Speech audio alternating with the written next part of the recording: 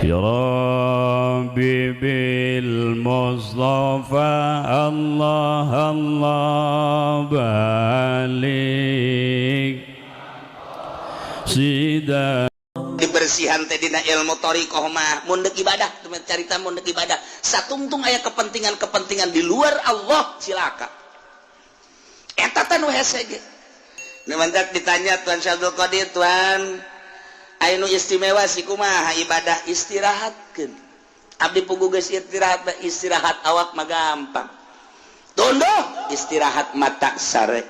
coli geus terlalu loba ngadengekeun kitu suara-suara istirahatkeun ku urang bisa sare bisa ka gunung bisa ka leuweung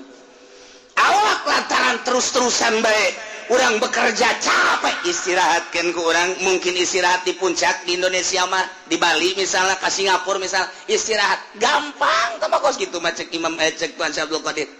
haha istirahat kos kitu mah tama istirahat nihil. Nu hese kumaha Tuan? Nu hese mah ngaistirahatkeun pikiran. Pikiran diistirahatkeun tina gejolak dunia. Nu tadina dunia bergejolak dina pikiran urang, tina sapeda hayang motor, tina motor hayang mobil, mobil ge hayang sababaraha macam istirahatkeun geura kos kitu teh buka tunda di dieu. Indah ge. Urang tatadina yang boga jabatan ti dieu hayang ka dieu ti dieu hayang ka dieu mun karyawan teh mah karuan biasa hajar personalia hayang jadi kitu wakil direktur jadi direktur istirahatkeun geula simpen di dieu tah sagala rupa istirahatkeun urusan duniawi istirahatkeun tah ka Allah keun hiji kumaha carana Tuan carana gampang nuku urang diangan-angan nuku urang dipikir-pikir soal dunia eta teh fana rusak bakal ditinggalkeun urang bakal ninggalkeun dah imak nyana ninggalkeun urang ti heula wa imak urang ninggalkeun ti heula nu jelas mah kabeh ge rusak disebutna fana masa sih urang ngudag-ngudag nu rusak nu bakal ditinggalkeun maningat ge urang ngudag-ngudag anu bako pikiran urang kanu maha bako Allah subhanahu wa ta'ala awalun bilam tidak wa akhirun bilam tiasok lempengkeun geura ka Gusti Allah angan-angan piceun timpen di dina tah istirahat eta nu hese mah istirahat mata mah reup hees istirahat ceuli mah gampang malah istirahat mata mah bari ngaji ge loba toel kuda sia ngaji istirahat obat mah nu kos kitu mah istirahat mata istirahat ceuli istirahat awak gampang cek Tuan Syabdul Qadir nu hese istirahat angan-angan jeung pikiran lamun eta geus bisa diistirahatkeun tek ketika aya naon aing keur istirahat di kos kitu ayalah tawaran jabatan teu aing keur istirahat aya tawaran awewe teu jore nanti aya ke harapannya eta tolol teu goblok istirahatnya setengah-setengah tahu istirahat kan Masya Allah kurang lamun geus bisa ngaistirahatkeun kos kitu ih mata hate ka Allah akhrij hubad dunya min qalbika fa inni la ajma'u hubbi wa hubad dunya fi qalbin wahid kaluarkeun geura hubud dunya dina hate lantaran cek Gusti Allah aing moal ngahijikeun hubud dunya jeung hubbu ka aing di hiji hate kaluarkeun nu mantap diibaratkeun ieu teh awak teh okos kitu naon ngaranna okos belantara teh urang leumpang ninggalkeun belantara sesrut geus ketinggalan ta dunia hiji keur ngahareupan akhirat kuari urang aya di ranah akhirat ternyata ranah akhirat ge masih kena hijab kene tinggalkeun teu kanyunieun akhirat geus ninggalkeun dunia ninggalkeun akhirat kuari urang kanu nyieun dunia jeung akhirat Allah mun geus kadinya indah jasa eueuh kabungahan kecuali bareng jeung Allah eueuh kasenangan kecuali bareng jeung Allah kieu bae sih kuari kieu urang lempah babarengan jeung nu boga pabrik egel waduh egle geus kuari mah egle geus urang babarengan jeung nu boga di pasir teh pabrik naon garang-garana Gajah Tunggal urang ka Jakarta ke Bandung bareng merasa bangga sebab naon ieu nu di sisi urang teh nu boga Gajah Tunggal Dek ka restoran mana tinggal am, dek ka hotel mana tinggal rep. hiburan numana tinggal daek sebabnya nalah nusugih menanggulangi orang ayat satu kebanggaan nu hayang bangga woi pohara jasa atau orang babarengan jeung nu boga lipo dunia san urang bae kabeh ngontrak aing doang pohara jasa eta keur carita dunia bae urang nu hobi jabatan gila jabatan bareng urang jeung bupati satu kebanggaan kiai nu pabarengan jeung bupati teh ngarokona ge geus lain wah eta jenama overdosis eta overload aduh kabeh kadeuleun ku batur aing kiai keur bareng jeung bupati bangga jasa naek nya jeung menteri dua ngarokon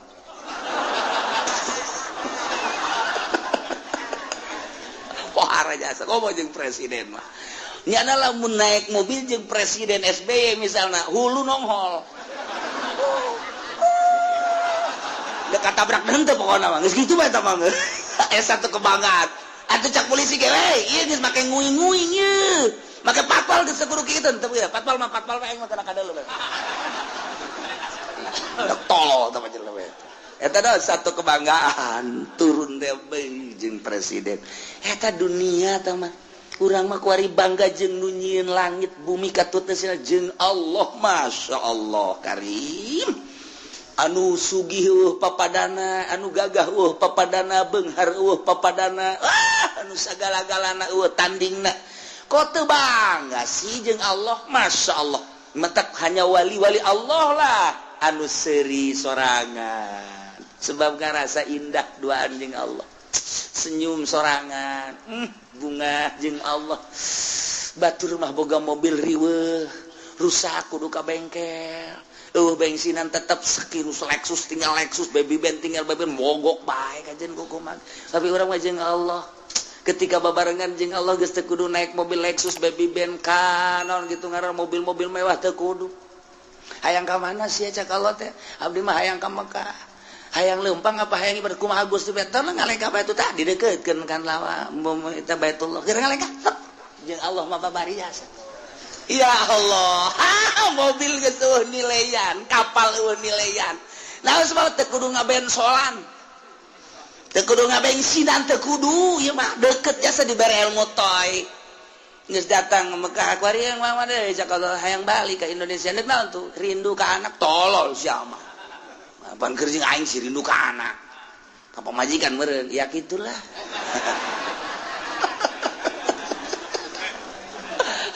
ada jalan mana tuh cek Allah teh seakan-akan gitu dek jalan luhur cara manuk dek jalan handap sapatala cara Syekh Mansur atawa dek jalan biasa bae darat nyangakeun we kumaha Gusti bae ajar darat batu kurem deukeutkeun teh leka tek datang perlu mobil geus henteu kapal teu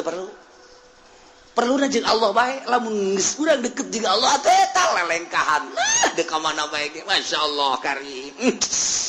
tah mah gilir ge geus kudu make mobil gilir kana kolot kana ngora aduh mantep jasa geus cek nu kolot isi juri ka lain bagian di aing aya di aing ge keneh teh cek nu ngora kitu keneh ieu mah jurig beureung gajen kukumaha ge janjana kadang aya kadang eueuh wah makajan kukumaha ge aya mbak jambrongan ieu mah cenah mah ayo deket jeung Allah mah geuna jas masyaallah karim lamun tuan Abdul Qadir buka jeung muridna aya 40 di ditu aya ditu aya ditu aya ditu aya bisa kos kitu teh Gusti bahasa galak-galana ya Allah tinggal urang kadeketkeun Allah deket jeung Allah miceunan dunia tah nah mata cek tadi ge istirahat mata gampang istirahat ceuli gampang istirahat awak mudah nihil tah kos kitu mah istirahat angan-angan jeung pikiran nu lain ka Allah istirahatkeun mun eta geus bisa mantep orang dakwah ka Gusti Allah ngajak melalui Al-Qur'an hadis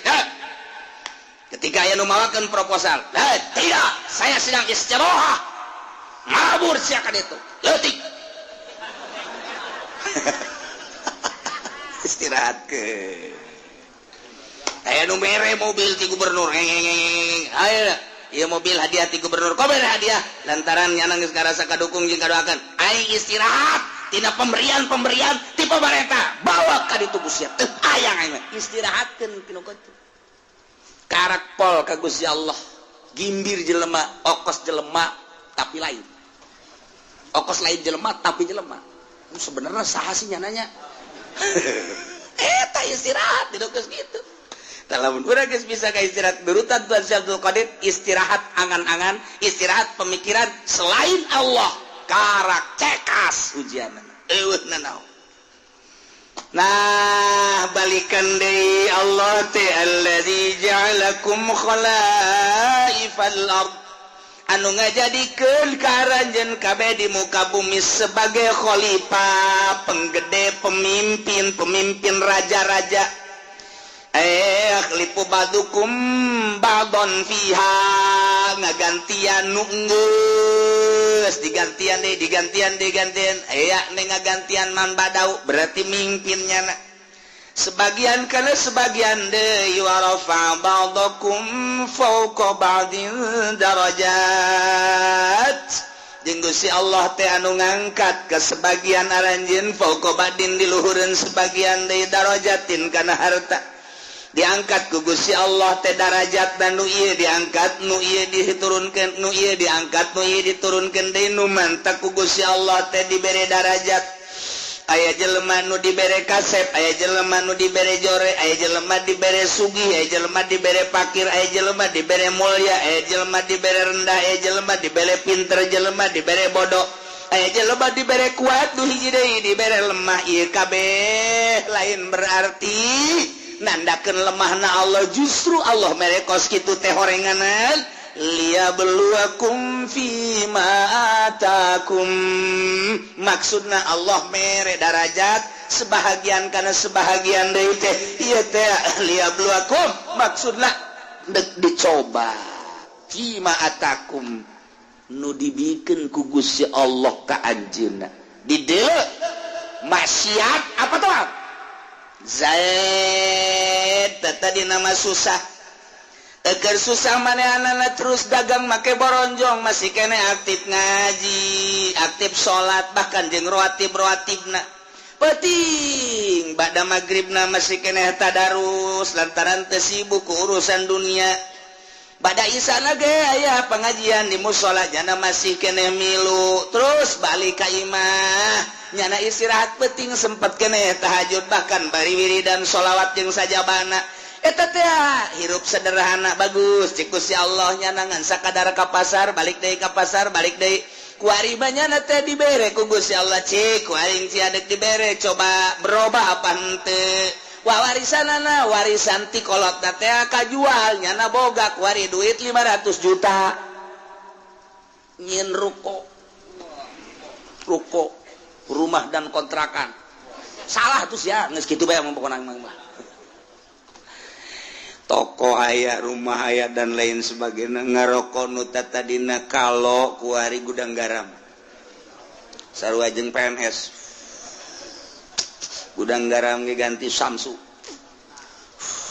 kurang mantep lisong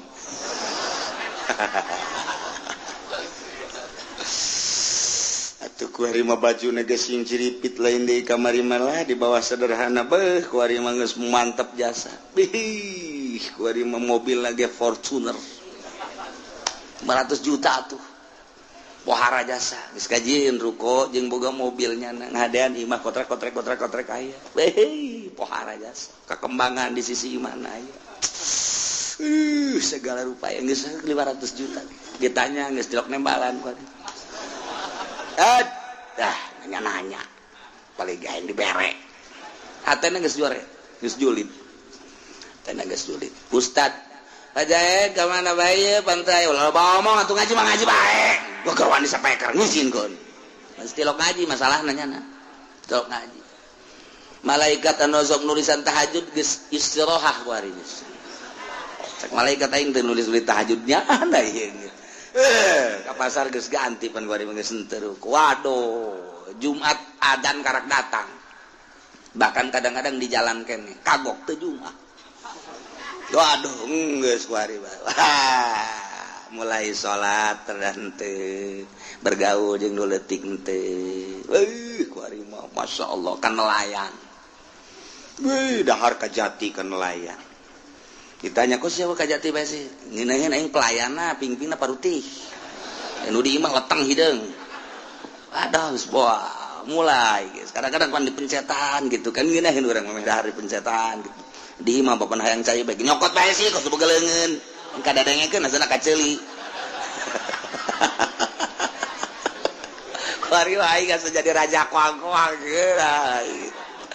berubah berarti tadi susah taat barang sugih asin maksiat berubah liyabluwakum Masya Allah dicoba ku Gusti Allah kamari mah menggebu jasa ketika manehanana hayang dipilih jadi caleg andai kata kaula jadi caleg jalan ieu kukula diperjuangkeun ieulah sarana agama ieulah sarana pendidikan bakal diperjuangkeun ku ari jadi caleg kapanggih ge henteu teh caleg teh ku galedeg kitu teh caleg dicoba liyabluwakum ngeuk dicoba ya kamari mah kerja di santri keneh masyaallah nya teh masyarakat luar biasa ih indah jasa kadeuleunan mah jasa dahar ge pohara jasa lah ditetep doang di luhurna lauk tembang beuh mantep kadeuleuna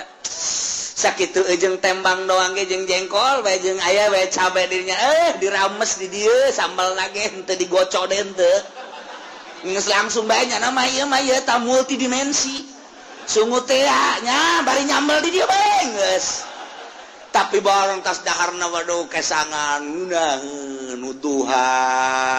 kaburu ngaji kaburu salat kaburu jeung masyarakat jeung babaturan ngan keur susah barang jadi kiai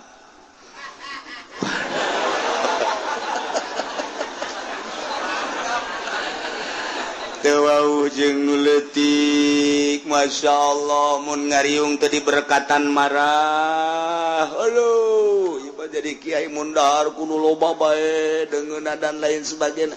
wah cak Allah ditambahan predikat kiai kok jadi kos kieu jadi takabur endahan iring-iringan jeung camat jeung bupati teu puguh nu diperjuangkeunana iring-iringan nu kos karait liyabluwakum dicoba berbagai macam nu susah disugihkeun anu pinter anu bodoh dipinterkeun nu lain kiai dikiaikeun coba tah ieulah wa rafa'a ba'dakum fawqa ba'din darajat liyabluwakum fima atakum istiqomah henteu manehanana ketika istiqomah ngaji bae keur susah ngaji kesenang ngaji bae kemudian nyana teh keur pakir ngaji soge ngaji bae jeung jelema kitu-kitu bae istiqomah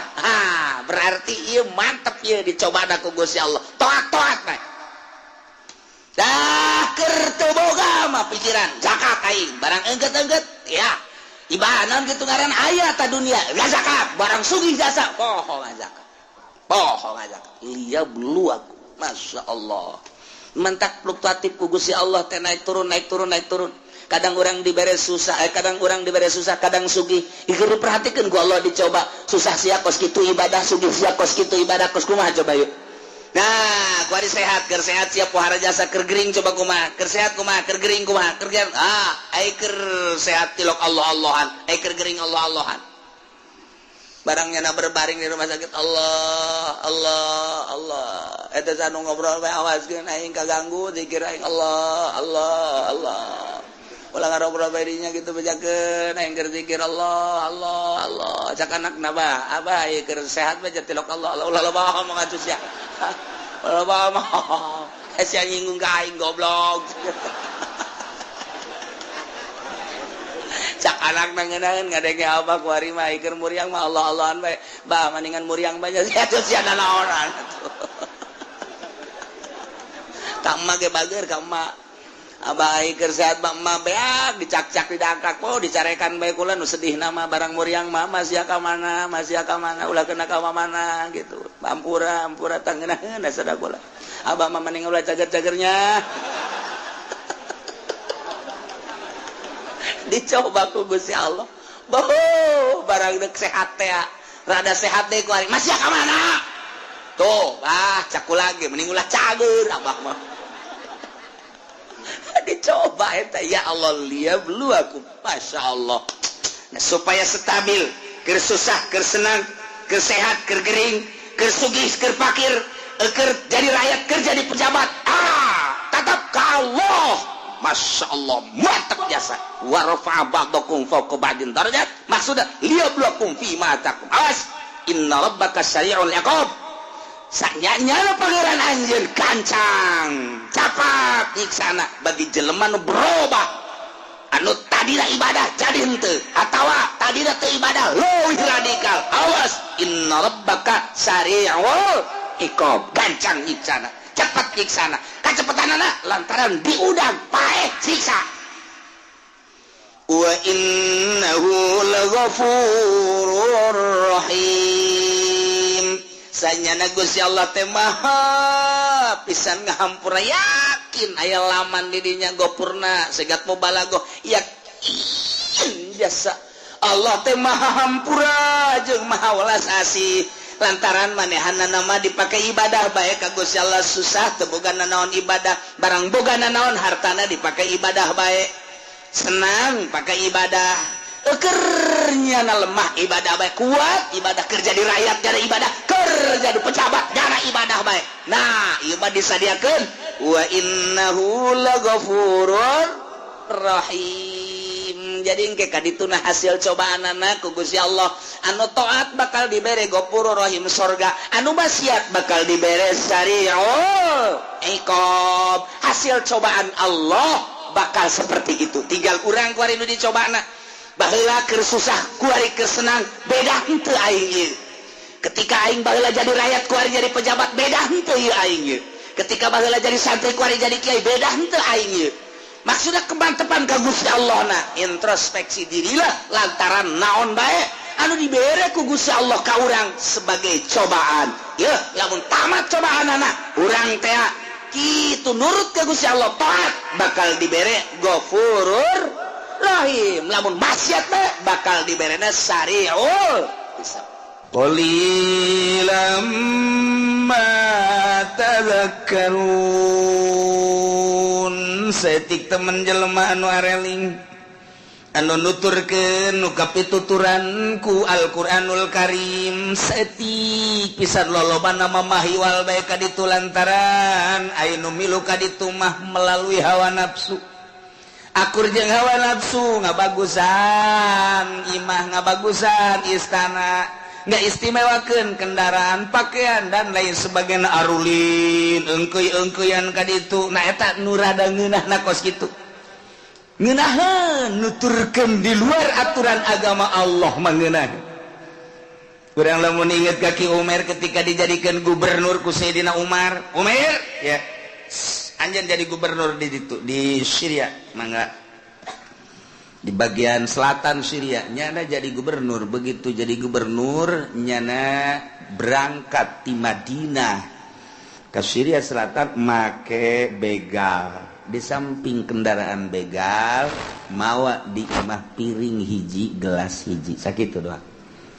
bajuna hiji putih lain koneng lain bajuna ieuna semu hideung udeng-udengna sorban mau dua nu parenti dibelitkeun ka dieu subuh hideung nu di dieu sorban hejo etalah Ki Umar berangkatlah ka ditu setelah dicek menang kitu sababaraha poe sebulan dicek ku Sayyidina Umar langsung Sayyidina Umar ka ditu panggil Umar kitu dipanggil henteu ka istana mun cak urang mah henteu ka gubernuran di jalan Sayyidina Umarna teh tah ka dieu Umar datang ka dinya ti jauh keneh geus kaciri teh begalna eta keneh sorbanna eta keneh udeng-udengna eta keneh bajuna eta keneh bari dibawa kunyana piring jeung gelas datang Waalaikumsalam cek Sayyidina Umar geus teu kudu ngomong berarti ieu gubernur fid dunya wal akhirah geus jahoeun Sayyidina Umar berarti nur robah dimimiti kendaraan pakaian datang ke besi ditanyakan bereng piring jeung gelas dibawa eta kene di ditu bahkan dititahan ku di ditu masyarakat teh ganti atuh mundahar ulah piring eta tetep henteu nya di dunia mah gampang cek Umar engke pertanggungjawaban di hareupeun Allah kula kumaha besi gula gara-gara jadi gubernur robah piring robah gelas robah baju robah nah kula daripada engke di akhirat dipenta pertanggungjawaban ku Allah maning di dunia masyarakat ulama urusan rakyat baik hiji nomor kedua isin amat mun di akhirat Abu Bakar di surga itu Umar di surga itu Utsman di surga itu dan sahabat nu lain di surga itu kula engke di surga pangbuan citna tayang kula mah Masya Allah eta otak datang kadinya percis kos DPR di urang percis teu bisa ketika can komo DPR Golkar mah ngaluwihan tah mah baegona ngaluwihan lu boga pikiran aing kudu nyusul si itu manya Sina Abu Bakar di ditu aing kudu lain di ditu akur kapan hirupna berjuang na akur manya Sina Umar di surga itu aing kudu beda manya aing isin amat ke di akhirat dibedakeun di akhirat teh ku Kangjeng Nabi oh tah hayang aing mah tah batur babaroga pikiran kos kitu urang mamanya Soeharto di daraka itu aing kudu beda kudu akur ya ulah ngomong gitu Kiai mah keur contoh wallahu alam nya ge bateng di hampura jeung mudah-mudahan di hampura nya ieu mah asa berat mah loba asapan urusan anak ya sanajan di hampura tetep ngojai lah ya, diiringkeun ku DPR kabeh hidup lain hidup paeh teu boga ta pikiran sugan bupati masa sih nu baheula ka sorga aing kudu henteu masa sih teu deh ulah bupati cenah kiai na henteu sugan kiai boga pikiran namun kiai anu wali kudu sorga anu manya aing kudu dihandap tetep susul ku aing kajen kumaha ge eueuh nu boga pikiran gitu eueuh tetep bae kiaina ambalaya ustad geus leuwih ambalaya DPR geus tah ieu umer mah kos kitu tah ya Allah ya Rabbi wadak dijadikan gubernur saumur hirup ku Sayyidina Umar maneh jadi gubernur di dia saumur hirup geus moal cangcaya kajen kumaha ge eta teh malah nyana nembung pan cukup kula mah sababaraha bulan bae ngurusan rakyat aju ka dituna da kumaha kula mah deuk neangan gunung cek Umar teh neangan leuweung hayang ngamantepkeun diri sorangan ka Gusti Allah carekan Gusti Umar ulah rakyat geus anu ngurus cek pena lamun maneh kos karitu ke sarut tetep kula minta pamit geus urusan kemasyarakatan pilih nu sejen kula hayang ngamantepkeun diri ka Gusti Allah ya Allah kunaon ieu cek sidong beusi tinggalin ku sahabat nu sejen di akhirat isin amat ieu di dieu kula di dieu tambung kitu kula mah tetep hayang sajajar bae ditu hayang sajajar tadi geus kagambar geus sabeureun kunyana aing mun ngurusan rakyat ka sorga mah kan dihandap mung aing mah tuh DPR urang mah panu boga pikiran gitu atuh pokona mah Cipanas booking hotel Pangalengan booking hotel Bali booking hotel di luar pengetahuan Singapura neuleuh singo ka ditu neuleuh singa pan loba singa di Singapura maka ditu balik di Singapura hulunya ada kos singa Singapura taye wala tattabi'u min duni auliya cek Gusti Allah bejakeun Muhammad ketika masyarakat telut kana aturan-aturan Al-Qur'anul Karim kuari deuleuh umat nu baheula ketika Nabi na instruksi kemudian masyarakat teluturkeun ka Nabi na deuleuh umat Kangjeng Nabi Lut dibalikeun deuleuh umat Kangjeng Nabi Nuh alaihi salam ketika tadurut ka Kangjeng Nabi Nuh dikeram deuleuh umat-umat nu baheula Kangjeng Nabi Yunus ketika Kangjeng Nabi Yunus diusir ku masyarakat Ninawa di Irak manehana teu sabar berangkat jana ke Yordania ieu di Ninawa disiksa ku Gusti Allah berbagai umat nabi nu baheula nu teu nurut kana wahyu disiksa bejakeun Muhammad wa kam min qaryatin ahlaknaha loba pisan kampung-kampung daerah-daerah negara-negara ahlaknaha anu ku kaula dihancurkeun umat-umatna ahli-ahli Korea anu dihancurkeun nu dibalikeun nu dikirim nu dikiriman bangkong nu dikiriman rembetuk nu dikiriman simet nu dikiriman berbagai-bagai siksa anu datang nafajah basuna bayatan kadang-kadang mah didatangkeunana siksa teh tengah peuting keur mejehna hararees auna auko auhum ko ilun atawa beurang keur mejehna istirahat wayah kaya lulah tengah poe model ahli ibadah mapan setengah 12 teh teh waktu kaya lulah di jam setengah 12 datang ke jam 12 di jam setengah 12 teh waktu kaya lulah istirahat nyata teh menenangkan pikiran eta mandek sare atawa endek teu jang persiapan peuting tahajud ka Gusti Allah anu ti jam 11 bae ngonci nyana teh istirahat eta ngaranna waktu kaya lulah kadang-kadang cek Gusti Allah ku aing didatangkeunana siksa teh peuting kadang-kadang mah tengah poe kasaksian ku urang kejadian tsunami Aceh datangna waktu urang keur ngaji isuk-isuk kejadian deui tsunami Pangandaran beurang kejadian gempa bumi Yogyakarta beurang teh penting kejadian deui Padang beurang teh penting kejadian deui berbagai-bagai siksa Gusti Allah teh nu beurang nu peuting cek Gusti Allah eta mah urusanna mah kumaha aing bae nu beurang kumaha aing nu peuting kumaha aing nu jelas kabeh nu ku aing disiksa umat-umat nu bara heula teh eta teh nuturkeun kana wahyu teh nuturkeun kana wahyu nu disampaikeun ku nabi-nabina ku hari tinggal ceritana ketika urang ku hari di umat Kangjeng Nabi urang dicaritakeun tuh deuleu umat Kangjeng Nabi Nuh tuh deuleu umat Kangjeng Nabi Lut tuh deuleu umat Kangjeng Nabi berbagai nabi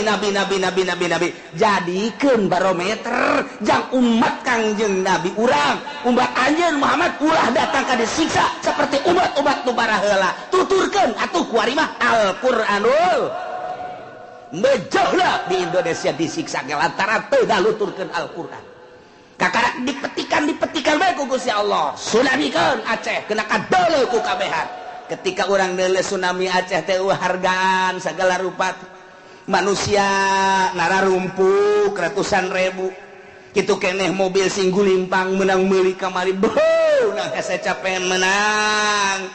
isuk-isuk datang ke sore saya ngabelaan hayang meuli mobil henteu ibadah ka Gusti Allah bahkan menang korupsi dan lain gulimpang bae istana imah anu 2 tingkat 3 tingkat anu nang hese capek luar biasa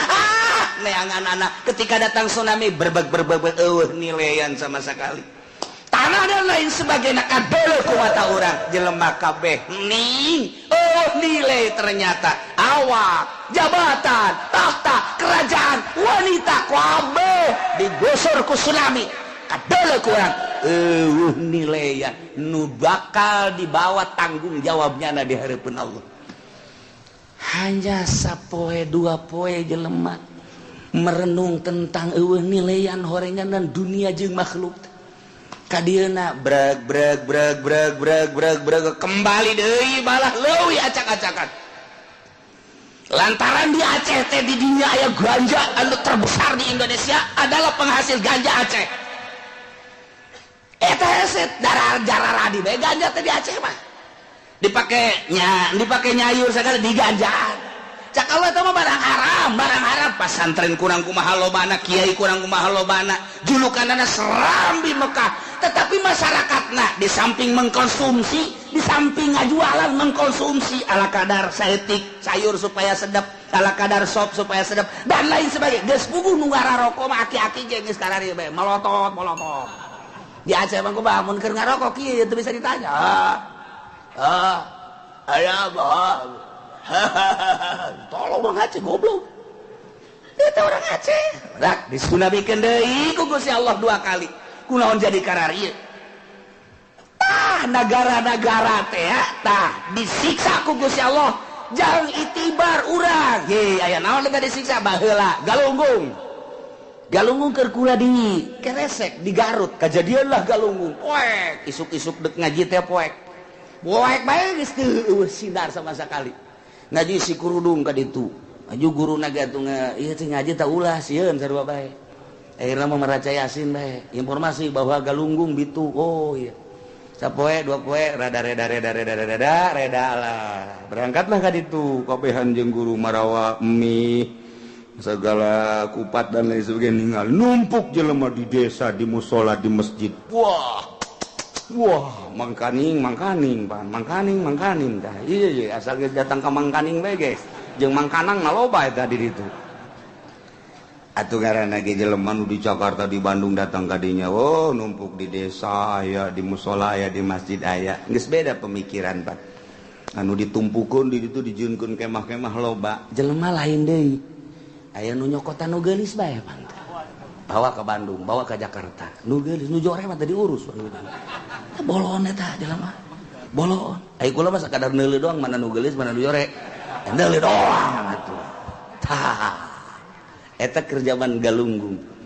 tetap ngobrol lah guru didinya jeung tokoh-tokoh terjata horeganan galunggu handap kabeh ka handap pagaweanana ngeriditkeun bang keliling teh lu pangheulana di ditu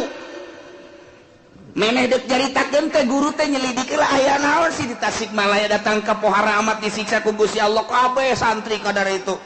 nyana mah ngobrol tah jeung tokoh jeung kiai jeung ngarobrol horenganan anu bang keliling Jakarta urang galunggung di Bandung urang galunggung ngeriditkeun Bandung eta urang galunggung ujung-ujungna barang sababaraha tokoh ngobrol ti isuk datang ka sore pantes cak guru teh disiksa ge atuh di dinya horenganan teu nuturkeun Al-Qur'anul Karim kos gitulah bahkan kabelah dia lah nyerempet nu jualan di hotel Jakarta teh nu jualan apem urang galunggung apem atah nu jualan di Saritem urang galunggung nu jualan di Cipanas urang galunggung make jilbab rapih jasa jilbabna rapih jasa rapi jilbabna rapi boho Masya Allah horenganan jilbab teh dibujal kaluhur dibujal ka handap tidak pakai jilbab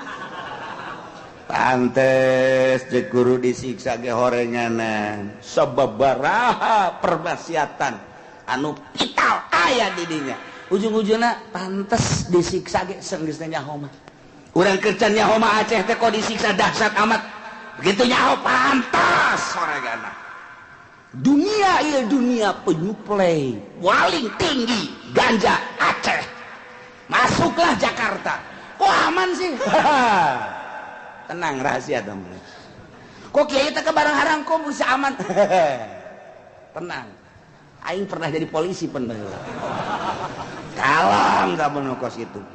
ulah nikah karak ganja di Aceh ke Jakarta ke Bandung ke Surabaya opium terkenal dunia di Afghanistan terbesar sadunia luar biasa asup ke Jakarta di kumaha emang negara urang mau polisian hehe panaing pernah jadi kapolda baheula he apa sia teh nyaho kitu he tah panaing urang Banten ge sia mah emang kumaha sih pelalakona ulah ngomong nanaon hei ieu negara badak satungtung negara urang kos kieu moal beres boh jadi caritakeun soal pamalingan di jero penjara masih kena bisa maling kok kiai nyaho panaing baheula jadi polisi di dieu udah sok buka-bukakeun aib cenah kiai lain aib teh mah geus rahasia umum kabehan nyaho jelemana tangkep asupkeun ka penjara asup ka dinya polisi dan atur strategi jelemana ngaringkuk ngarokok di ASEAN maling anak buahna di luar jalan terus udah sok kitu kiai kiai na ditangkep dek dahauna teh emang kos kitu sih emang kos kitu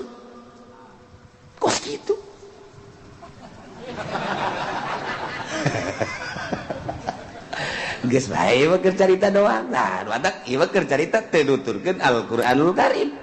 ulah tenang-tenang itu Aceh di itu gitu Pangandaran disunamikeun kemudian di Jogja kuari korban Jogja ge anu eueuh sukuan anu eueuh celian anu mataan anu dingle dan lain sebagainya kota dijadikeun itibar sih Sukabumi anu henteu bisa diangkat di Sukabumi Cianjur sabaraha urang gitu keneh anu di Padang nu terus bae datang ka kuari di hese atuh nyokota di kumaha sabaraha puluh jelema ratus jelema siksa Allah akibat teu make kana aturan Allah subhanahu ya can ku Gusti Allah tak matak ieu mama bejakeun tuturkeun wahyu tuturkeun Al-Qur'an ketika teu nuturkeun wahyu nuturkeun setan-setan nu teu make Al-Qur'anul Karim bejakeun umat nu baheula ge disiksa di sabaraha negara nu ka disiksa bejakeun Muhammad geus sabaraha lemur nu disiksa bejakeun Muhammad sabaraha daerah nu disiksa wa kam min qaryatin ahlaknaha ambalaya negara lembur kota daerah kampung nu disiksa ku Gusti Allah akibat naon teu nuturkeun kana wahyu Allah subhanahu wa ta'ala ulah kaget kalau mun dicitra dibalikeun cara Kangjeng Nabi Nuh napa jalan Kangjeng Nabi Lut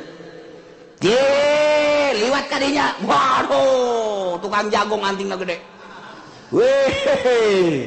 nu mabok digotong ti Citra dibawa ke pasar Kemis awewe mangkaning diiringkeun ku opatan eta saha mabok di mana mabok di Citra urang mana urang kecamatan Pasar Kemis kok kieu nyaho pan aing jadi serse sama sukara rese jasa nyaho urang ketos digotong awewe mangkaning kunaon ieu mabok di mana mabokna Citra di orang rimpak mabok di mana mabok dah Puri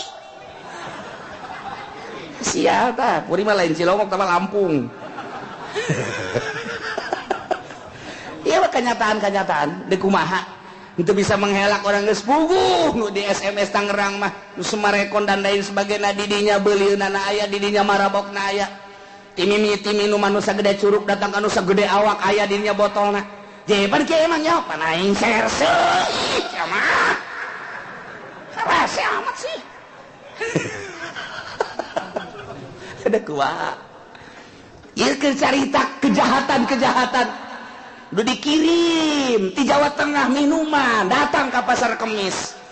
didirigenan minuman teh henteu make botol asupkeun ka plastik jual emang aing teh nyaho aing serse di mana cenah kieu tah pengkolan tah di dieu tah di mana deh tuh kebun kelapa tuh aing nyaho biangna di mana di dieu hiji di Citra hiji ajupan kieu itu ieu masuk kiai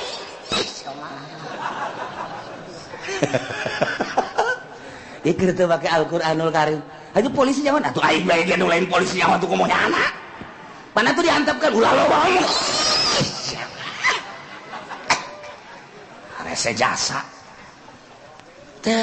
obat BK Dumolip Yuriahip dan lain sebagainya wah geus puguh ektasi nu keur merambah eta teh kapan pel anjing gila anjing edan bere BK cager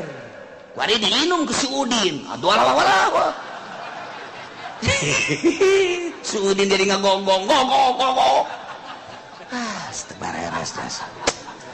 Masya Allah timimiti minuman anu legal anu ilegal jaka bege ilegal ya di Indonesia tapi kan kenyataanna di Indomaret Ambalaya inuman terlarang kok cara ricing bae sih nungguan di masyarakat ketika masyarakat demo kujana diapilainkeun ieulah negara nu lain ieu mah kerja ditekan karusakan Indonesia teu make Al-Qur'an kitu ieu mah caritana geus puguh obat-obatan moal eureun-eureun nya nu memproduksi na ge bawa ku polisi asupkeun jelemana ka penjara boh barangna bagi aya nu dijual nu dibeuleum mah tah mah petasan emang kumaha gitu diatupan ti ditu teh ka dieu teh dilindungi lamun teh dilindungi kumaha satu sisi nyana memberantas maling satu sisi nyana gembong maling satu sisi nyana memberantas soal narkoba satu sisi nyana gembong narkoba ieu Indonesia pertiwi tercinta dek datang ke mana? Ieu teu make Al-Qur'an, maksudna mah keur nyaritakeun teu make Al-Qur'an kitu bae datang ka IRA ge. Presidenna ganti kitu kitu bae. Coba teu make Al-Qur'an Karim. Nah, tersilahan. Ini diaduk-aduk di dieu ku urang teh diacak-acak pindah ka ditu. Di ditu diacak-acak pindah, dialokasikeun. Geus puguh di hotel mah. Geus puguh di Saritem mah, geus puguh di Doli mah, geus puguh di Jakarta mah, nu Ambalaya. Apa teh nyahoeun? Atuh nyaho. Aya nu datang ka kula, Waalaikumsalam. Neng di mana neng? Abdi di dinya cacaket. Aya naon neng? Ya dulu pasaran rada kurang. Aing teg wae, wah dipake heula bae kitu ge budak ge. Pasaran. Keke ning pasaran naon biasana mah cenah aya 2 poe masuk aya bae ieu mah teu saminggu teu aya. Emang ning supir teh naon? Aduh Gusti Allah. Aduh Masya Allah. Tek bae hayang seurik diomek ya ku aing heulana. Di omet ya bangsa ditanya di mana mangkalna neng di nelayan cekin. Neng orang mana dinya batur neng sabaraha nu urang dieuna aya 5 nu urang luarna mah seueur kieu. Ayeuna sok ndusok datangna ka dinya saha neng aya wae cekin teh. Maksudna kalangan pedagang apa pejabat? Pedagang aya pejabat aya. Nah. Neng pejabatnya bangsa kalangan mana lah tuh kita merahasia nanti mah pada orang nabe neng atuh aing geser saya bisa tapi gampang teman nanya nukos gitu mah tuh satu pokoknya mah satu buka rahasia mulai beri cai sih kuing nah terbuka lah nyana sok aya sih cara pejabat aduh polisi aya weh hiji 2 lolobana ya lolobana mah eta bae gitu. Oh, atuh kabehan ieu mah bos kieu. Ah, neng. Ieu mah kieu kunaon aja neng kelumpat ka dinya, neng emang teh di Pademelan. Abdi kepungkur damel di pabrik. Ngaju di PHK. Ibu abdi teu damang perlu biaya ka rumah sakit, anak keur nujuna sakola. Dulur-dulur terus teu araya jarauh ka di marana. Iya kan tuntutan nya ka rumah sakit, nya anak, nya dahar sehari-hari geus kudu kumaha eueuh deui dagang buat di pabrik geus kitu teh kandas iwal ti abdi boga apem hiji-hijina kan aja mantep ya mah ye tah eta kudu kumaha tah tekan lainnya na bae meureun babaturannya dan lain sebagainya loba jas ieulah Indonesia. Orang mun nyaritakeun kos kitu muringkak bulu. Tas muringkak bulu yang muringkak nu eta. Saya urang kita dibejakeun mat. Cak Allah bejakeun ka ahli Mekah ka kufar-kufar sebagai indar. Bejakeun ka mukminin sebagai zikro lil mukminin. Litundiro indar bagi kafirin. Jangan kafirin supaya nya ngeraya hatena. Jang mukminin supaya nyana kitu eling bejakeun wa kam min qaryatin ahlaknaha ambalayah lain hiji lain dua kam nage kam khobariyah bimana taksir jasa hitungan zaman Kangjeng Nabi Isa naik zaman Kangjeng Nabi Musa Kangjeng Nabi Harun naik dari zaman Kangjeng Nabi Ibrahim naik dari Kangjeng Nabi Musa naik dari top berbagai Nabi Lut urang di teangan hampir Nabi kabeh umatna disiksa sebab Nabi nu baraheula mah kontan dorot aman tanurut siksa nu baheula makan gitu atuh Kangjeng Nabi Adam bae ge anakna Qabil jeung Habil geus langsung disiksa harita keneh di Kangjeng Nabi Adam, Kangjeng Nabi Idris, Kangjeng Nabi Nuh, Kangjeng Nabi terus ka dieuna disiksa. Negara nu disiksana aya keneh, lain dawa Irak geus jelas. Yordania, Madian, terus ka bala ditu perbatasan Yordan, Palestina. Ieu di dieu laut mati Kangjeng Nabi Lut. Di negara-negara kabeh urang mun nyaritakeun India, nyaritakeun kitu Pakistan, negara-negara tertua di dunia. Urang mun nyaritakeun Petra, eta geus saraya kabeh. Zaman kerajaan-kerajaan terus. Zaman Firaun, Mesir, urang nyaho. etalah kejadian-kajadian negara nu disiksa ku Allah bejakeun Muhammad umatna jelema disiksa nu disiksana pajaaha bayatan teuing jadana keres nyaho-nyaho wae kabeh aya anu ilu beurang supaya kanyawan mungkin isuk mungkin tengah poe mungkin sore tidak menutup kemungkinan umat anjeun dia Muhammad ketika tenuturkeun ka anjeun tenuturkeun ka Al-Qur'anul Karim waing disawakeun jeung umat teu baheula kanyahoan kejadian kasaksian ku urang tsunami gempa angin dan lain sebagainya naudzubillah min zalik wa min zalik urang tuturkeun wahyu Allah Al-Qur'anul lain sakadar dibaca, ditalar, disampaikan, tapi diaplikasikan ke kehidupan sapopoe. Nu mana anu haram cak Quran tinggalkan. Nu mana anu wajib cak Quran laksanakan. Pakailah Al-Qur'anul. Sakadar bisa sakieu urang. Bisa ka anak. Ketika urang asup karana praktis di pemerintah jauh kurang geus teu make kana Al-Qur'anul Karim. Mantap ketika disiksa sing nemah loba nu dongeng. Ini sih merupakan siksa apa cobaannya? Hulu sia. Loba tanu datang ka kula pemerintah. Kiai, ieu disiksa teh ieu cobaan apa cobaan cenah apa siksaan? Hulu sia. Banyak kos kitu. Tilok dijawab ku kula aya deui nu nanya di kabupaten ge ieu sih cobaan apa? Hulu sia. Hulu sia kabeh. Satu pungkus sia teh make Quran. Itu geus siksa ku Allah. Heseun ngajawab di TV. Buku teh make Quran. Segala nyanyi sia geus datang ka mana make Quran. Atuh kitu berarti hese asal teu make Quran siksa berarti. Di, usaha don. Pakai Al-Qur'an. Masya Allah. Tapi di tengah-tengah kejadian modal kitu urang ditembongkeun ku Gusti Allah ketika kejadian tsunami aya jelema nu ibadah bae ka Allah maca Quran teu nyahoeun tsunami nya mah padahal mah dilimpudan ku cai nyaho-nyaho geus reda cai tsunami maha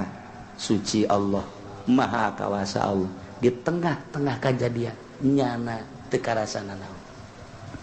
kos jelema anu di bus santri di Ciamis balik ke dia ke Tangerang kemudian naik bus tukang yang bulan puasa baca tabarok baik bismillahirrahmanirrahim tabarakalladzi biyadihil mulku wa ala kulli syai'in qadir alladzi khalaqal mauta wal hayata liyabluwakum ayyukum ahsanu amala terus kejadian lah di Limbangan telepon bulak mobil loncat artinya nama HS di jero mobil itu Kang HS nyawa di luhur sawah plak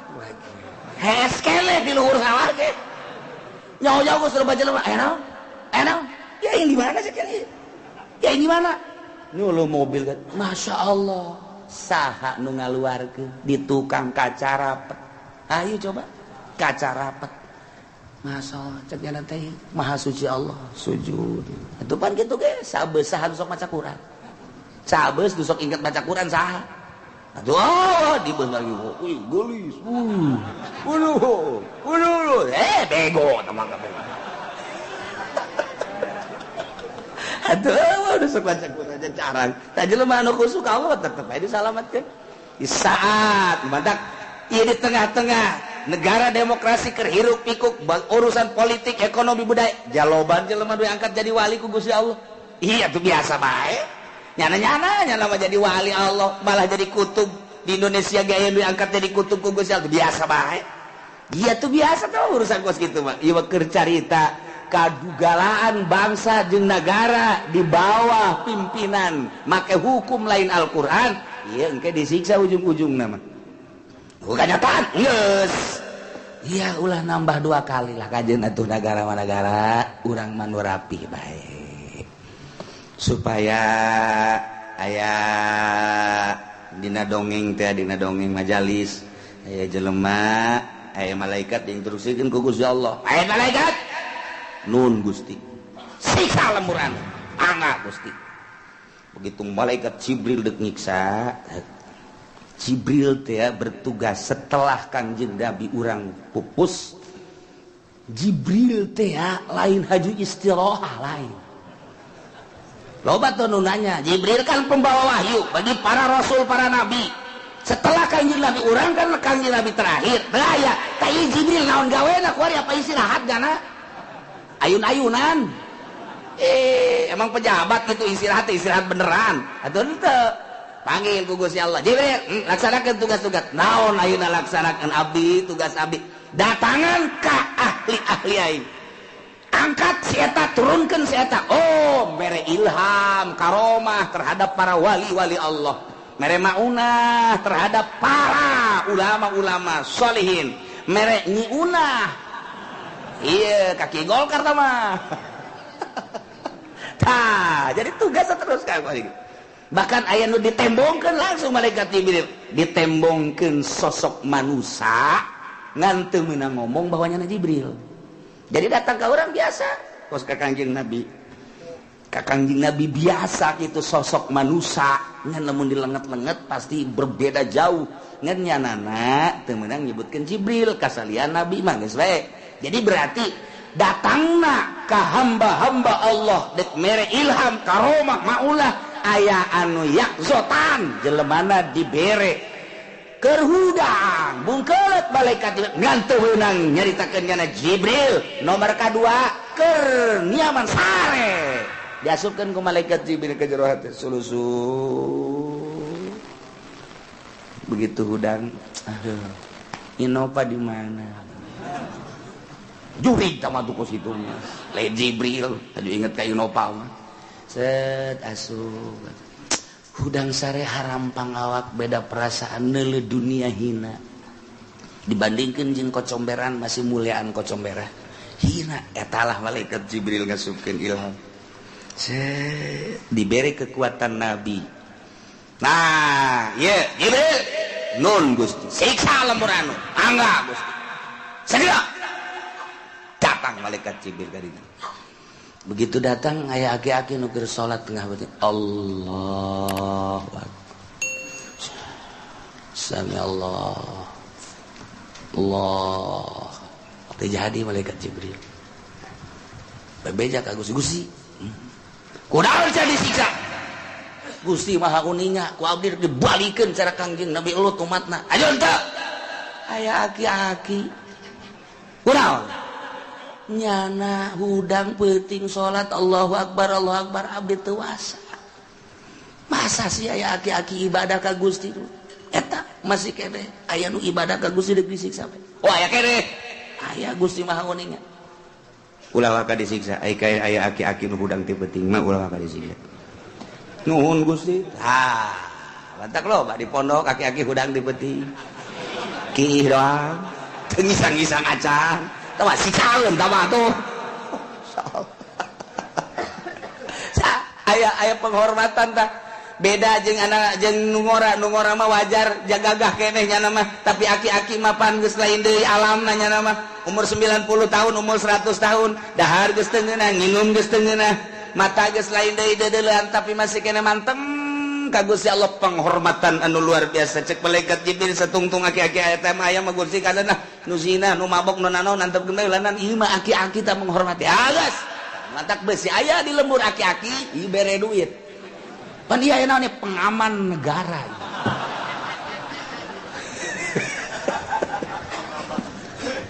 Masya Allah karim pohara eta keur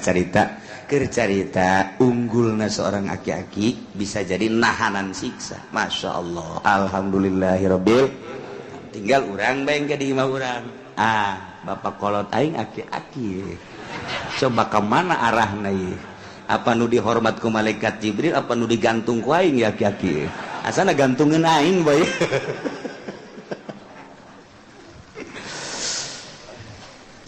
Fama kana da'wahum ilja'ahum basuna illa qalu inna kunna zalimin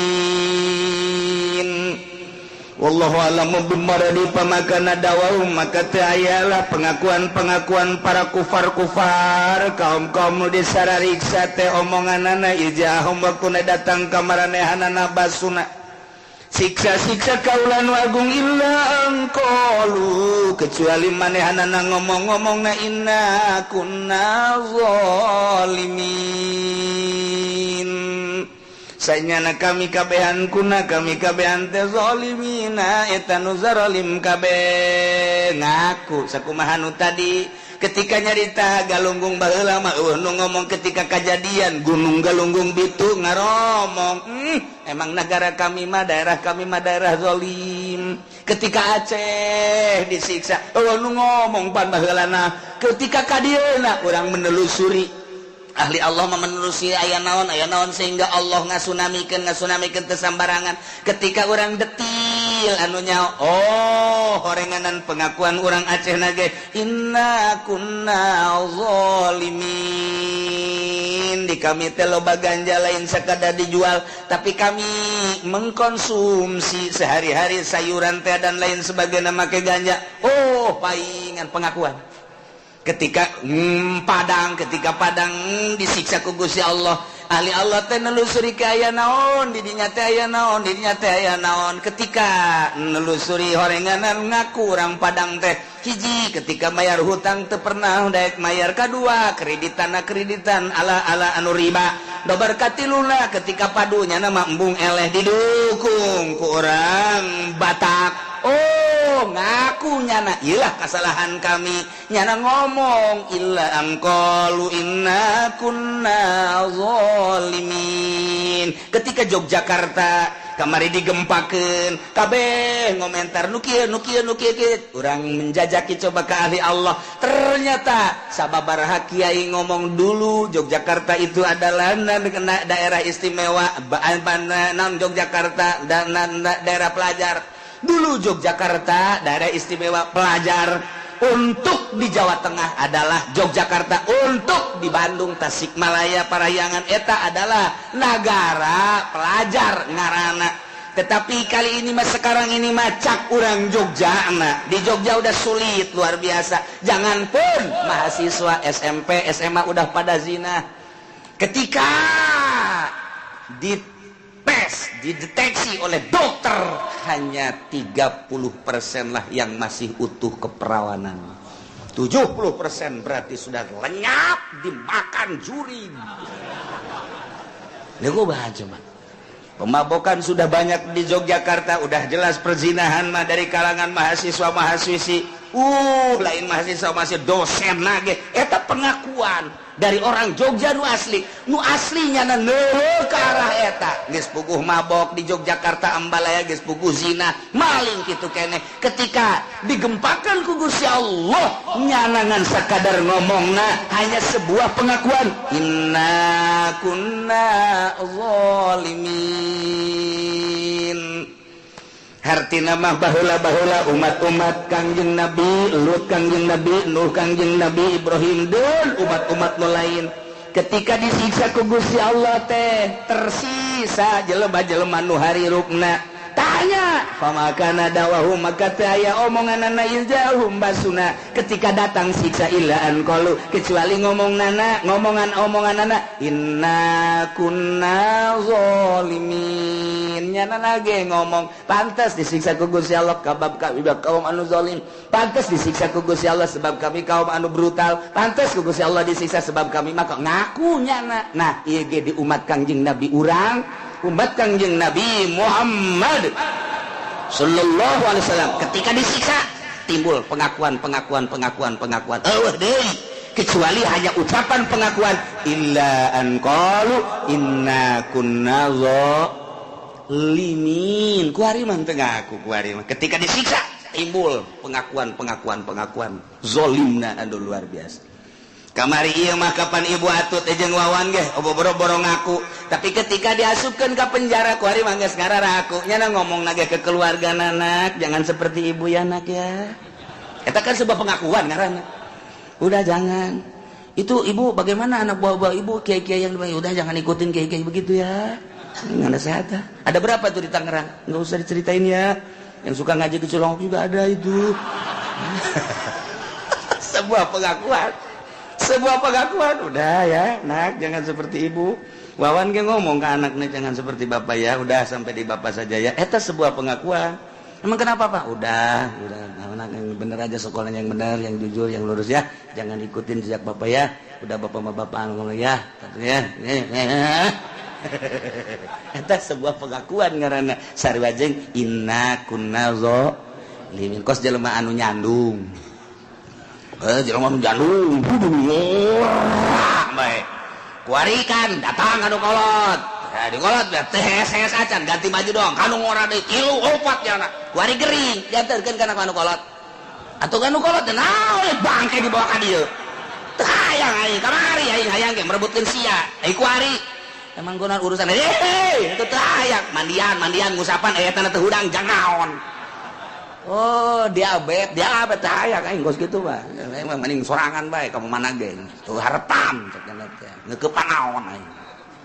Nyana ngomong ke anakna, ulah kos bapaknya. Geus datang ka bapak. Guna yang Pak. Geus lah ulah sok nyandung hiji bae. Bapak hese balik. Kadang-kadang bapaknya puyeng malam ieu hees di mana ya abah kaditusiun tungtung mah hees di sisi kamling bapak cak bapak cak batur bapak teh boga mobil boga gedong mewah padahal lobana mah hees mah tadi di jatah jeung budak main gapleh emang kunaon ge puyeng aing kana kolot be asa dek di BAP bae sakumaha dek ke polsek aing oh pare jasa asal mangin nu kolot be mun nikak bulu boh dianggap kuntilanak berarti teh nu kolot ayo Mbak. Biasanya ada setan kan anak ulahnya. Kababaturan aja ada setan kan kababaturan. Ulah sok nyandung lah datang ka aing. Engko puyang. Henteu mah coba suka lain ulah aing sakinahkeun bae rumah tangga sih. Henteu yang mendek aing dek onang. Ayu jeung aing. Jawara kos gitu pan. Aing sia maksa bae ayu. Ngan jalakeun ka aing ya. Geus, pokoknya bakal beak motor sia, mobil sia dijamin beak we. Asal nyandung we kos gitu, geus ka kos gitu iyalah jak kolot ge. Harta mata talang raga. Jadi pinter sia eta. Ya geus saya boga dalil mah tuh ayu jeung aing. Ayu aing ge jangan dek nambah deui karak 3. Ya oke geus. Pilih Karawang Subang kira-kira. Ya dek mamana ge geus pokona mah geus kos kitu bae ieu. Tetep nyana ka babaturan ulah. Emang kunaon acak-acakan bisa kajian kumaha. Tah eta teh pengakuan sebuah pengakuan inna kunna zalimin. Okos jelema anu kamari ambalaya nyana jeung pamarentah segala kampanye sakampu hari pangajian tutup santri eueuh nyana ku hari kembali deui ka Gusti Allah rimbasa ngomongnya sulah sok iluneun jeung nu kos kitu. Emang kunaon lah sugih henteu ya kitu. Cak-cakan pokoknya sejenak sama kos itu dari tahun meureun Allah ulah geus ceng ngaji nu bener geus nya henteu ieu mah subhanallah jalan ulah sok nyarikeun jalan-jalan sok sarengana nanya ke ulah geus saya bae ngaji ame jurumia sorogan sing bener ulah geus Abah Haji di kos kieu ye tah eta teh sebuah pengakuan inna kunna zalimin tah nu acak-acakan make ge ngaku ieu kabeh ge ngaku anu nyandung hese balik ngaku anu acak-acakan digawe da ngaku jadi ge sarua bae aya nu datang ka ieu datang ke kiai eno jeung udah kakarang ditanya geus hahu aya naon lah sia aya naon aduh udah kumaha ye atuh deuk ceurik badi mah ke beres ceurik ka dieu aing ulah embung neuleut ceurik atur gaon sugan teh mah sia moal ka dieu moal duit moal naon moal ceurik puyeng aing anak aing careurik bae ye gak ada sia deui. Enak. Aduh jeneng ieu, kumaha tobatna? Oh, bab tobat ya berarti. Ya taon sia, ya taon. Dongengnya inna kunna zalimin. Asal geus acak-acakan tersiksa moal jauh Al-Qur'an ngajelaskeun ilja'ahum basna illa an qalu inna kunna ketika datang siksa ti Gusti Allah nu nyandung hese balik inna kunna zalimin. Ketika nyana terus bae riba oh ti dieu tu hartana kuari dok disita inna kunna kamari kerja di pejabat anu tekan wow imah dage miliaran triliunan begitu geus garingkuk mah inna kunna zalim eta kiai anu tar komario keur zaman anu kagolkarna luar biasa anu tinggalkeun ku masyarakat tinggalkeun ku santrina ku ari hese hayang nyampikeun rukun wudu bae ge suzon bae ka kiai nu sejen tersiksa nyana inna kunna tengetkeun ayat ieu Gusti ieu tengetkeun ieu teu pun tengetkeun ieu aing resep jasa ayat ieu aduh masyaallah amis perasaan ieu ayat aduh lain gaya we kakabehan urang kabehan sing hade ya nah ieu mah keur carita Bu urang mun nyaritakeun Al-Qur'an mah geus indah jasa sebab iman urang ka Al-Qur'anul